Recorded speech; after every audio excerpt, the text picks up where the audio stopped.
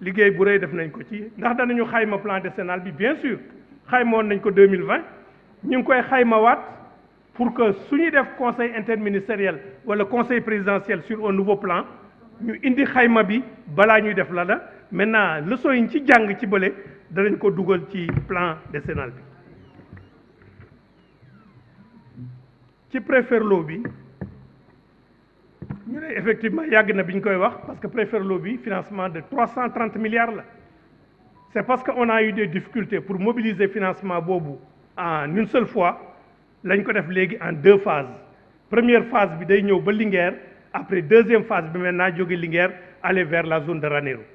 cette première phase là est de 166 milliards on a une proposition de financement qu'on a soumis au ministère de l'économie ils sont en train de l'étudier avant de valider cette proposition de financement mais on a déjà une entreprise qui doit faire le travail maintenant dafa am loo xam ne lii quand même mënuma koo bàyyi mu jàll je sais que ñun ñëpp di fi jël parole de bonne foi la ñuy wax de bonne foi waaye honorable député Guy Marius Sagna wax nga ne juróom fukki milliards yoo xam ne yi gouvernement Sénégal ci parparloo bu ñuy def danañ ko perteloo askan wi ci fukki at ak juróom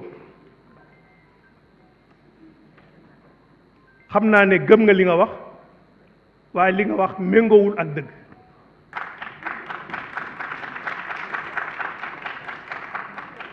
d'abord nga ne SDE branchement mi ngi ko doon def 90 000 Suez di ko def 200 000 d'abord Suez deful branchement wax naa leen ci commission ne leen ñi signé contrat ak gouvernement Sénégal du Suez c'est Sen'Eau qui a signé un contrat d'affermage avec le gouvernement du Sénégal Sen'Eau est une société où la part nationale est de 55%. Suez, en tant que partenaire technique et stratégique, détient 45%. bi ñuy def SDE li ngeen di wax capital étranger ñoom majoritaire woon ci biir SDE mais def nañ fi liggéey bu mucc ayib jamono bi ñu fi toog ba ñu relancer ko ñu relancer appel d'offre tey jii dernier prix de branchement yi nga xam ne moom la SDE doon facturé c'était 83 774 francs TTC soit près de 98 000 francs TTC moom la SDE doon facturé dernier yi mu facturé balaa muy arrêté affermage bi premier prix bi nga xam ne moom la Sen'Eau facturé c'est 75 000 francs hors taxe soit 88 500 TTC c'est ça la vérité ça ne correspond pas à la vérité ce que vous dites vous avez dit le branchement de SDE était à 90 000 Suez était à 200 000 on ne peut pas dire pardon s'il vous plaît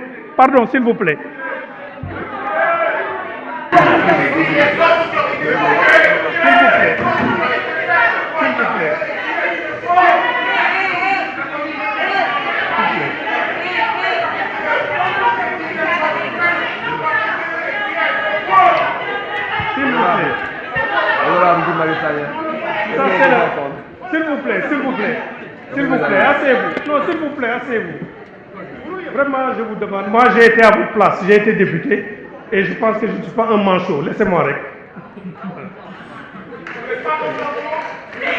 Honorable. Monsieur le ministre, allez. Je répète. Continuez. S'il vous plaît.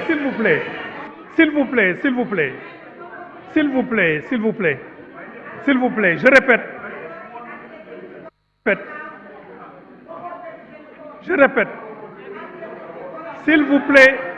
S'il vous plaît. Écoutez, s'il vous plaît. Et je répète que il n'est pas pertinent de parler d'un prix d'un branchement comme ça. tu ne peux parler que de moyenne. Parce que tout le monde ici sait, c'est pas pertinent.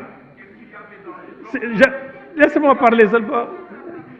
Ce qui est pertinent de dire, xool leen xam nga tey jii soo demee di uti ndox ki nga xam ne tuyau bi mi ngi aw ci trottoir am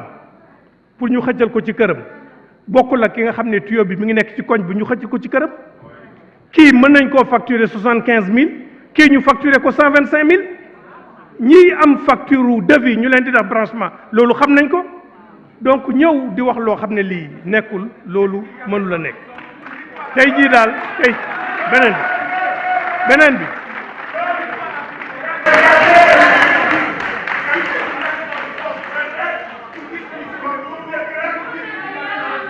bi beneen bi mooy nee nañu bi ñuy def appel d'offre bi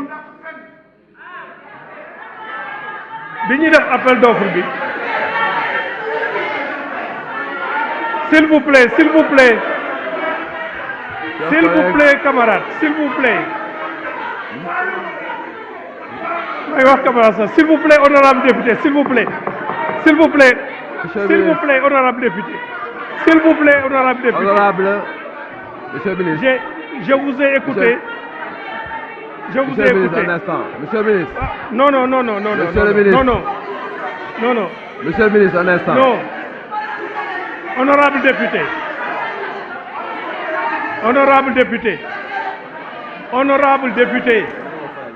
Honorable député. Su fekkee ne. Monsieur le ministre. Chers collègues, un instant. Honorable député li ma def mooy tontu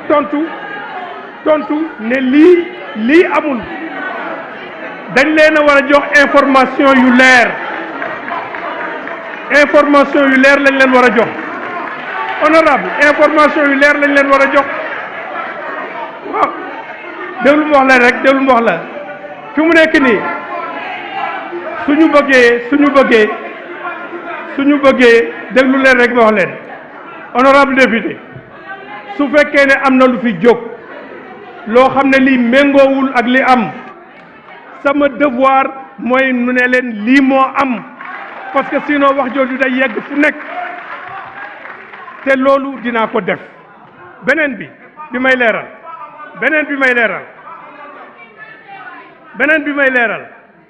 mooy nee nañu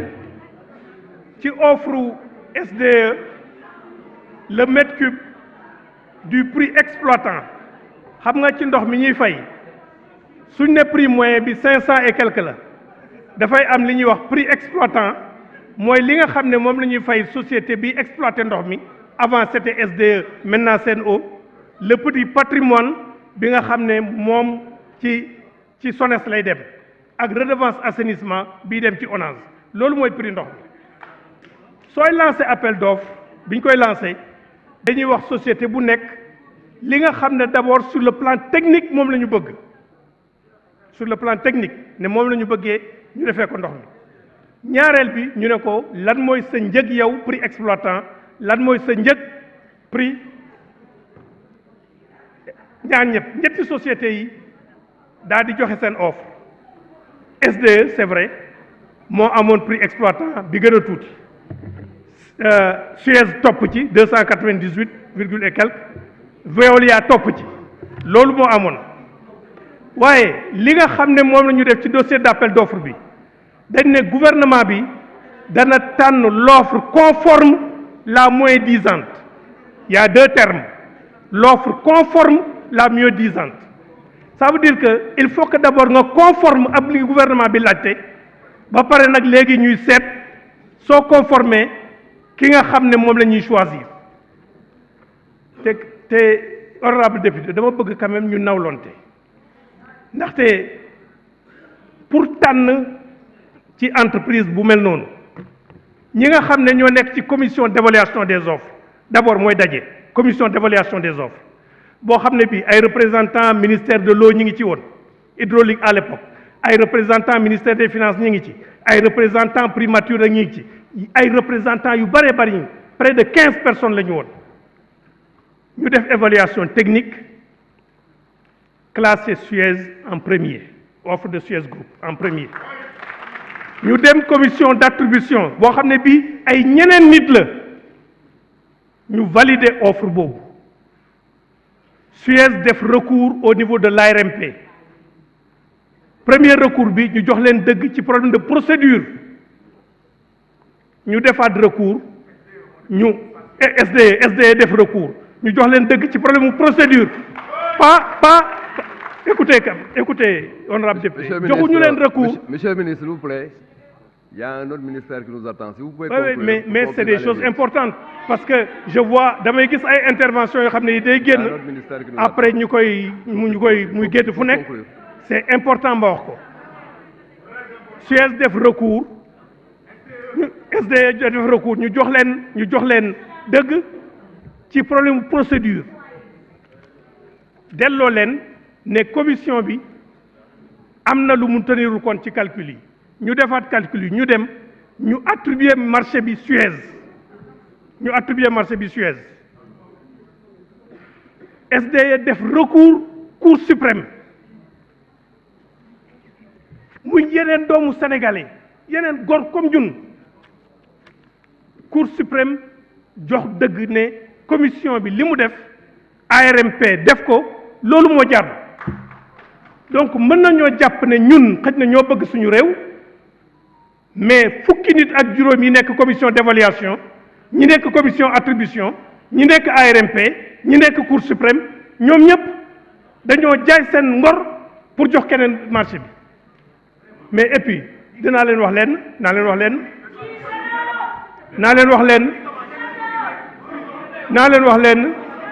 beneen yoon dinaa leen wax leen mooy xam nga 1er janvier 2019 wala 2020 la CEDEAO ñëw 2020 xam nga soo jàppee dara nañ ci wax kay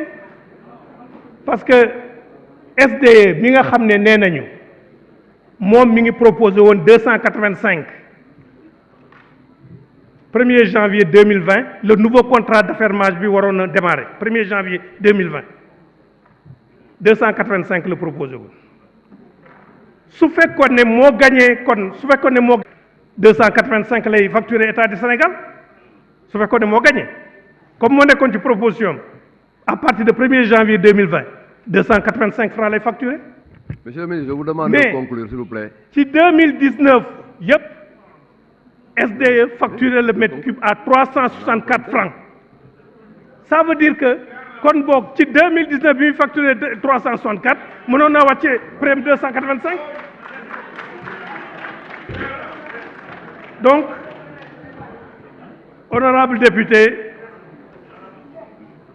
ngeen baal ma nag ku nekk rek mënoon naa laa tontu ci li nga xam ne wax nga ko fii parce que maa ngi yore réponse yi waaye ni ma leen ko waxee pour yenn laaj yi nga xam ne sama dëkk la lii ak loolu nañu def suñ jëlee rendez-vous rek wala ngeen binduñu lettre dañ leen ci tontu lu leer a leer waaye daal am nañu ay programme yu bari yoo xam ne ñenn yi sax mënoon naa leen wax li nga xam ne moom mooy démarrer ci temps yi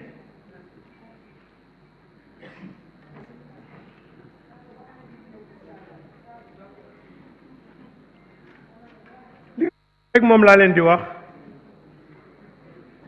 mooy liggéey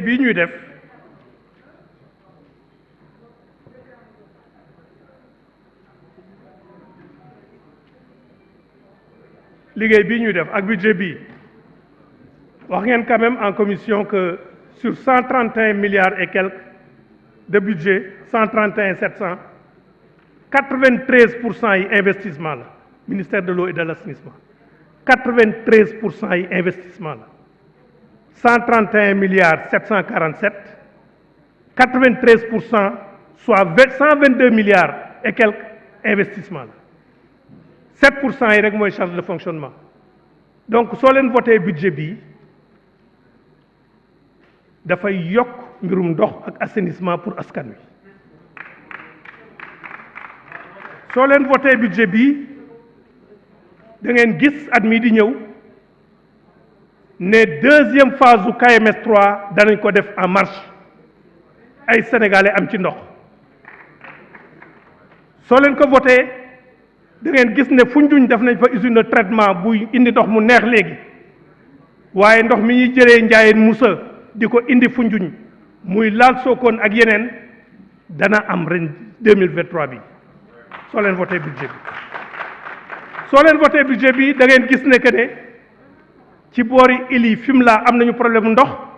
parce que dañuy jël 600 mètres cubes par jour ci ndox mu ñuy jëlee ci tuyau NDP di ko indi Caajaay te SONES mi ngi def benn forage cubique pour def transfert d'eau indi ko nga xam ne ndoxu Caajaay dana yokk te dana mel tamit ñu déconnecté li nga xam ne moo doon dem Fimela loolu mooy tekki voté budget bi soo leen voté budget bi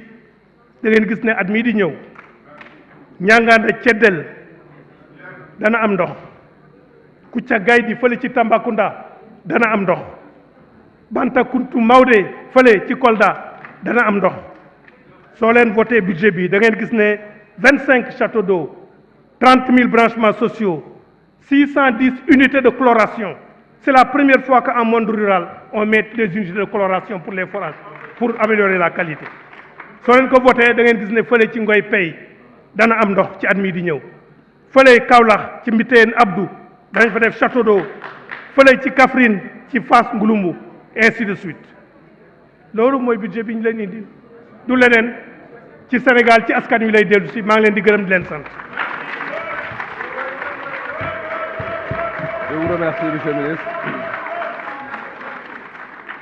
À présent, je donne la parole au ministre des Finances et du Budget pour les éléments de réponse. Très bien. Monsieur le Président, bon, c'est très difficile de parler après mon ancien du Prytanée militaire, Monsieur Serigne Mbaye Thiam, mais je tenterai quand même de répondre par rapport à certaines questions qui ont été posées. Je pense que je veux vraiment rassurer les honorables députés, parce qu'on a beaucoup parlé de la part des investissements, de la part du financement extérieur dans le budget du ministère de l'eau et de l'assainissement. Mais je voudrais d'abord faire un cadrage par rapport au projet de budget 2023.